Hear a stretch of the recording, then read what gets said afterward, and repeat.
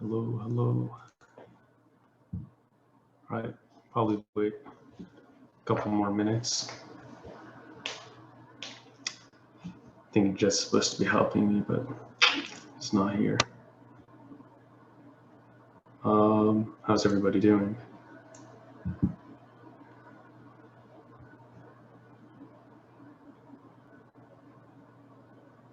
Good, good.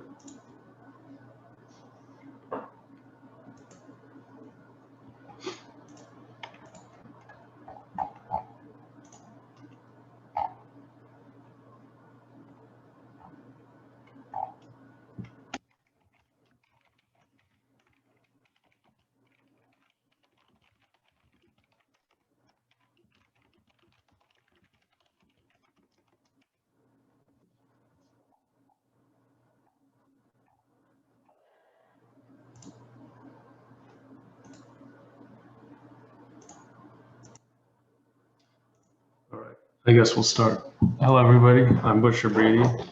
I was the co-director of HackMerced, and I'm a senior CSE student at UC-Merced. Some of my interests are network, security, and hardware, and currently I'm doing research in networks at UC-Merced. So if you have any questions about that stuff, just let me know. And also, I'm I've done a couple of projects in Flask, so if you guys need help after this workshop, just add me or DM me, and I'll see if I can help you. So let me start the screen sharing. Okay.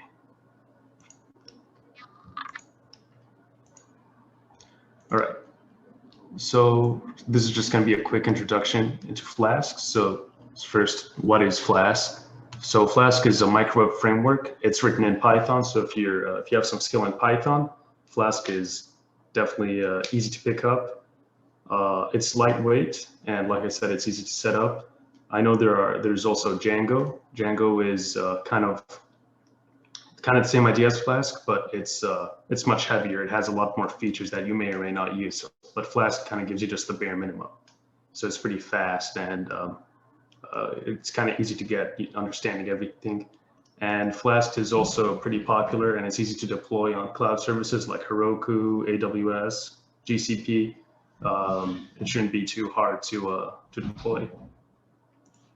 So assuming you guys know a little bit of Python, let's start off with routes. So routes are the thing you put in a website. So you guys can see my browser, right? Let's see if I can see the chat. Okay, so for example, if you go to here, DuckDuckGo, and I type in HackMerced, you can see it took me to a different route. This slash means I went from the original, this duckduckgo.com to slash. This slash is telling me to a different route. So that's how you can do different pages. For example, if we go back to the slides, this slash route is called the root. So it's like your home page. But if I could do, for example, a slash login, and it would take me, for example, to a login page, etc. So like I was saying, the routes tell the Flask server what to display when a user goes to that particular section of a website.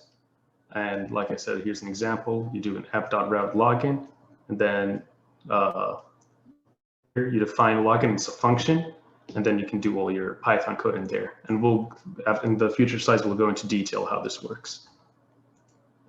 So starting up, if you guys want to follow along, I'll try to kind of go at a set pace. But let me know if you guys have any problems, and I believe this is getting recorded, so you guys can look back. And again, just I'll be on the Discord. Just DM me or add me, and I'll help you guys out. So we're going to need Python, obviously, and also pip. You're going to need access to a terminal and some sort of text editor. So installing Flask, it's pretty easy. All we need is pip install Flask. So actually, let me share my whole screen so I can. Okay. You guys see my terminal?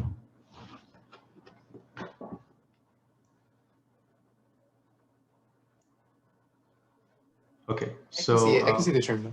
Sweet. So I think this should be the same whether you're using Linux or Mac. I've done it on Linux. I've never done it on Mac before, but I'm using Windows right now. If I do pip, I'll just, so I have pip, I'll just do pip install Flask. And it's going to install it for me. It's just giving me an error saying I'm using an old version of pip. That's fine. And that's all you have to do. So now we have the pip library installed on our computers.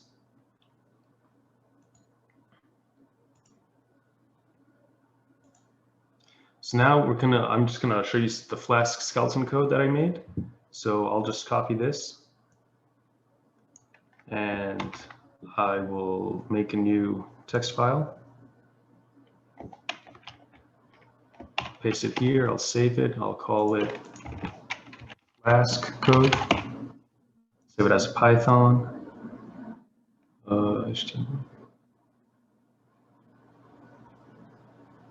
Python, I'll save it to my desktop. And so all this should do is, if we just go over it real quick, so I'm importing, like if you guys are familiar with Python, to import a library, you just have to do from library import something. So from the Flask library, we're importing Flask, which is like the whole structure. And this line is saying that whatever this like application is called, you're going to set that equal to the app. And I'll show you what this line does in a second. These are things you're going to have, like, regardless of what you're doing, you're always going to have like these two lines in your application. So just like every time you start a new Flask app, you're going to need these two lines. And then here we have our route. So again, remember this app.route means it's going to be like the index, the home, the root. So if we don't type anything, this is the default route. And then we just define a function, I call it index, and it's going to return hello hackers. So to run it, again, we'll open up our terminal. I'll go to where I saved the file, which is on my desktop. And let me open the slides real quick just so you guys can follow along. So these are the steps we're going to need to do in order to run this piece of code. So we're going to set these things called environment variables. They're variables that your operating, that kind of like your shell recognizes. So this set Flask app, and we can set it equal to the file name. And that's how the server knows what file needs to run off of. So this is just this line getting called. So for example, I called mine, Flask code.py. So I'll do that right now. And I'm using Windows, so I'm using it's set. But if you're on Mac or Linux, I believe the command is export. And other than that, it's the same for both operating systems. So let me do that real quick. So I'll do set Flask app equal to Flask code.py. Okay. And then also just, this is going to be helpful while you're developing. If you guys are familiar with the thing called hot reload, so every time you change something on the file, it'll automatically reload the server so you can see it live instead of having to take it down, type all this stuff again and restart it. So to do that, you just have to do set Flask debug equal to 1. Sorry about that. And now, now we have all our environment variables set up. So we did all these things, and all we have to do now is type Flask run. And we can see it's serving Flask app. This is, remember this line, so Flask app, flaskcode.py. And it's telling us it's running on this IP. So this is your local host on port 5000. So I'll just copy that. I'll open it here. We can see, so you got our server running. It's returning hello hackers. So here we have like kind of like a hello world example of a Flask server. And so now let's go into more details of stuff we can do. Let's go back to the slides. Is there any questions so far? All right, let's move forward. So to return HTML, which is probably the most common thing that you'll want to do instead of just returning like strings, we're going to import another part of the Flask library called render template. And what render template takes in as an argument, at least for now, is just a string of the HTML file name. So, but before we do that, we also have to tell it where this HTML file is. So Flask has like a strict file structure that you have to follow if you're going to do anything a little bit more advanced, like returning HTML. If you're going to use CSS and JavaScript, you need to Flask. You need to tell Flask where those things are. And so Flask has a file structure looking like this. So you have a folder called static and a folder called templates in the same place where you have your Flask app. So for example, here is my Flask skeleton code. So that would be the server like I just showed you, the skeleton code. And then we have a folder called templates and a folder called static. So if I would put templates, inside of templates, I'd put in the HTML files, and in static, I would put in stuff like CSS, JavaScript, any other resource like images, all that stuff. So let me show you guys, I prepared a little, like an example for, so here, let me go to it, where is it, Flask Workshop. So here, we've got so this PyCache, don't worry about it, it's just generated when Flask is running to cache the stuff. But so you can see here, I have my static and my templates. My static, I've got a CSS folder and a JavaScript folder. Right now they're empty. I didn't do anything, but you could do that if you were writing a little more fancy stuff. And inside templates, I have 2 HTML folders that I can use in this workshop. So here's my HTML and then Jinja 2, which we'll go over later. I put them in the templates. We can see here, I have my Flask code, my server, my Python code right here. So this is the structure you have to follow. I'm not sure if you can change this. Maybe if you like, there's some stuff you can define, but I think this is the easiest way to do it. So let's show you how we return HTML. So after we have that structure set up, let me just open in VS Code. Let me close all this.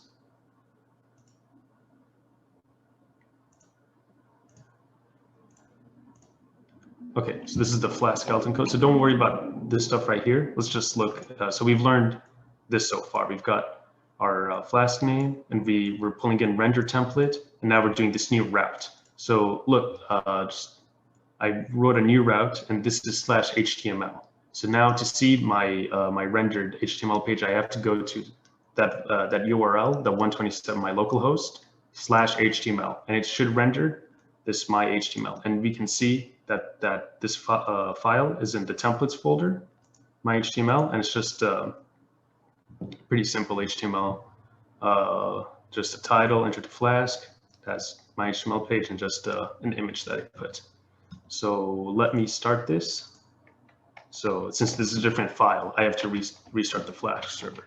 So I'm going to go into, what's this file called, Flask Workshop, I think, and then set Flask app equal to the name of this file is Flask skeleton code UI.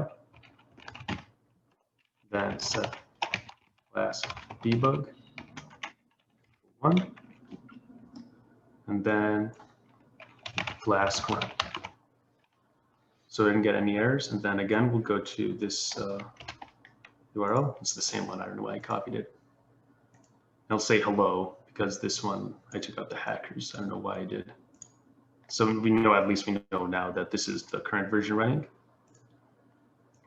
And if you go to /HTML, it should render our web page. So we'll go to /HTML, and we've got my HTML page.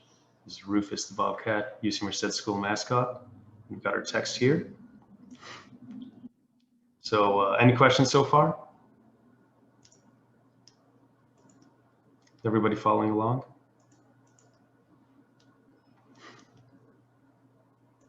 All right, so let's move on. So that's how we return HTML, and this was the file structure. Okay, so now we can do other stuff, more advanced stuff. Now we're going into like user interaction and building a more like useful server rather than just returning random stuff. So we can pass arguments inside the URL. You might have seen this if you went to the Postman workshop. I think the lady was describing how does Google work? I'm going to use DuckDuckGo, it's the same thing. But if I type, so if we got DuckDuckGo and then just the website. And if I type in HackMerced, we can see that stuff is getting passed inside the URL. This is like my search query right here, and then some other stuff that we don't need. So to do that, and you can do something similar like that in Flask. And to do that, you have to use a route like this. So we call our route. This will be, for example, /hello, and then slash, and you put the angle brackets, the data type. For example, this is string, and then the name of the argument that you want to pass around. And then look inside where I define the function. This name has to match this. So I call it name, and here I also call it name. And then I return just a concatenation just to demonstrate. So it's going to, so it should say hello plus name. So if I go to, for example, /hello Busher, it should return hello Busher. If Jet were to use it, and you go /hello/Jet, it should say hello Jet, etc. So let's test that out. So again, I'm still running this, so I don't have to change anything. And we see here, this is just the route that I just showed in the slides. And we'll go to the here. So I'll go to /hello. I'll go to I'll just type in my name. You can see it says hello Busher. And I can type in anything I want, like Jet, hello HackMerced. And then from there, from there you could do some more complicated stuff. This is pretty simple, just showing you guys an example. But this is really useful for if you were using Flask to make an API. This like passing arguments in the route is super helpful and useful. Like a more, I guess a more like real world example would be maybe you're writing an API to get temperatures of a city. So you could do, for example, /temperature and /city name. So I live in Visalia, so I type in Visalia, press enter, and returns me, for example, the temperature in Celsius, Fahrenheit, maybe even a JSON object, stuff like that. But if I type this right now, we'll get a 404 because I don't have that route in my code. Okay, so any questions so far?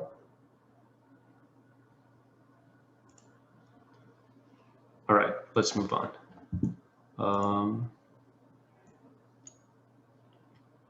So now we're going to talk about something called Jinja 2. This comes, I believe it comes when you type in pip install Flask. I think it's part of Flask. And so what this allows us to do is transfer data from Flask to HTML pretty easily. So the stuff I was returning before, like the /hello route, it was just returning plain text. But what if I wanted to do something a little bit more robust and I wanted to change stuff into actual HTML?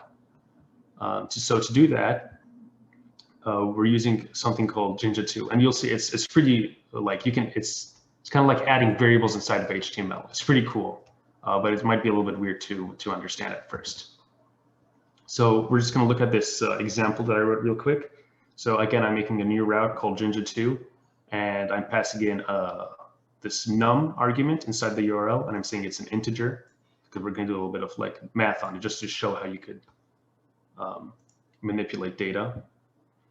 And here I'm defining Jinja 2. I pass in the argument num from here, and I'm just declaring two variables. So argument 1, we out here, Jinja 2 and stuff. And argument 2 is this num variable, and we're just squaring it. So we would expect, for example, if I put in 4 here, 16, 10, 100, etc. And then here, we're using the render template, which we learned earlier, to return HTML.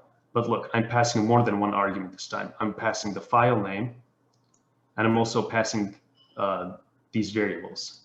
So you say arg1 and arg2. These are the think of these are the variables that you're going to call inside your HTML.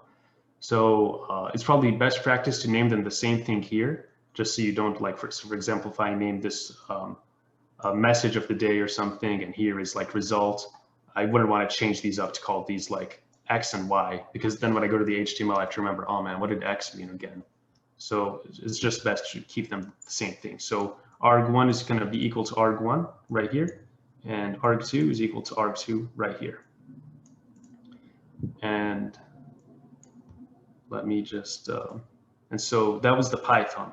Now to get those showing up in the HTML, we use these double curly brackets around the variable names. And you can just put them in anywhere. So for example, here I have a paragraph saying arg1, and then I just have the double curly brackets around arg1. And so when when the Flask is going to render the HTML, it's going to print out arg1, and then it's going to say, oh, what's this arg1 variable? It's going to go do it and display it here. And then same thing, square is, and then I just plopped in the double curly brackets arg2. So let me open up. So see the same code here. Route, we just talked about this. Go here. And so it's /jinja2, and then let's do 4, for example. And so we can see, oh, yeah, let me show you the HTML page, just so you guys aren't surprised. So this is the HTML, which is using Jinja2. Pretty similar to the last one. We've got a header, my HTML page part 2. And then we've got a paragraph saying arg1, the double curly brackets, square, double curly brackets, arg2, and just another image. And remember, both of these HTML files have to be in the templates folder.